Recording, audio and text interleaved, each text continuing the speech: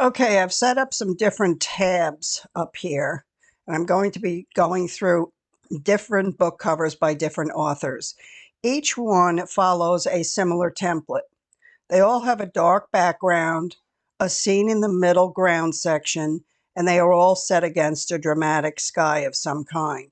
The purpose of showing you all of these different but similar covers is to show you that the cover you choose will only be a template. We'll only use it to hint at where your mid-scene and sky will begin and end. Everything else will be different. Even though all of the book covers I'm about to show you follow the same template, you can see how different each of the covers really are.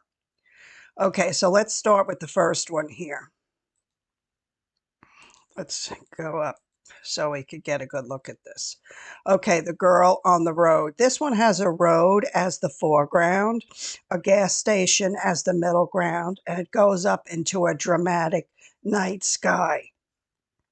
This cover uses light also to add an element of mystery into the scene.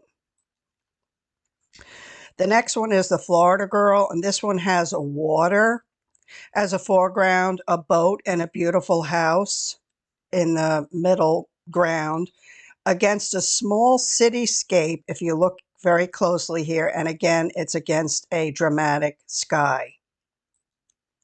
The next one is the hotel, and this one has a very long foreground that's made up of green hedge labyrinth, a beautiful hotel, and this too is against a beautiful sky with some trees in front of it. Now the next one is Mystery at Southwood School. And this one I chose to be our template, the first one that I'm going to show you how to make in the series. And this too has a foreground, it has a midground where there's a scene, and it goes up into a dramatic sky. The next one is The Collector, and it's the same template, but of course this one looks much different. You can see this is either a road or even a waterway. I can't make out what it is. It has buildings on both sides, a dramatic sky, and this one actually has a bit of a sunset right here also. Now this one is a slightly different take, The Girl in Cabin 13. It has the snowy foreground, a house in the woods. You see the trees on both sides.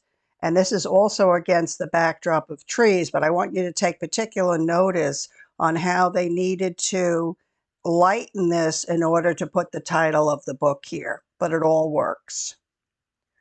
Okay, and the next one is Mystery on Hidden Lane. Again, the foreground, the village scene against the dramatic sky. Same thing here, you know, foreground, midground, up into a dramatic sky, going into a very dark cover.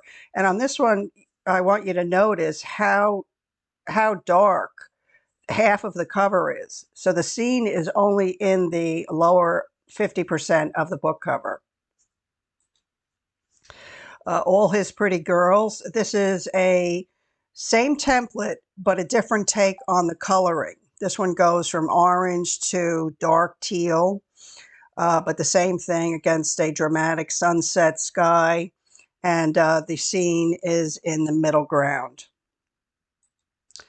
And here is a slightly different take. This is just a dramatic sky going into a dark blue color. And this one just has the cutout of an airplane wing. Now this one here is the same template, a slightly different take. Instead of a dramatic sky, this is against dramatic clouds. Okay, and here is sort of the same template, except this one they're using light here inside the house to bring in mystery into the scene. Same thing here. They have a glowing yellow light inside the scene. Now, now I'm inside Gimp, and I'm going to show you a few of the covers that we're going to do. So this one is, let's see, this one is the real life cover, Mystery at Southwood School by Claire Chase. And this is the one that I'm going to create in the course, show you how to cut out the house so that you can put it against another dramatic sky.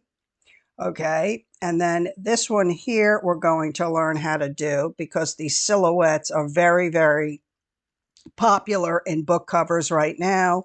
And this one has that blue overcast, which is also very popular. This is another real world cover. It's My Sister's Grave by Robert Dugani. And I'm going to show you how to create the same dramatic background. This is all technique.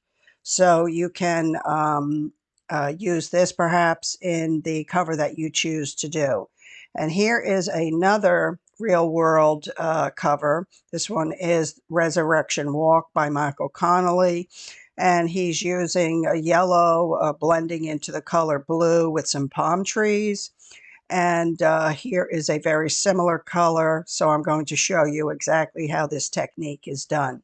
So I have a few other covers that I have in mind for the series. So I just wanted to give you an idea of what we will be covering as we go through and learn GIMP, because it's my position that in order for an author to make a book cover and a few other things that you need as a self-publishing author, you don't need to know the whole program. You only need to know a few techniques and a few of these tools.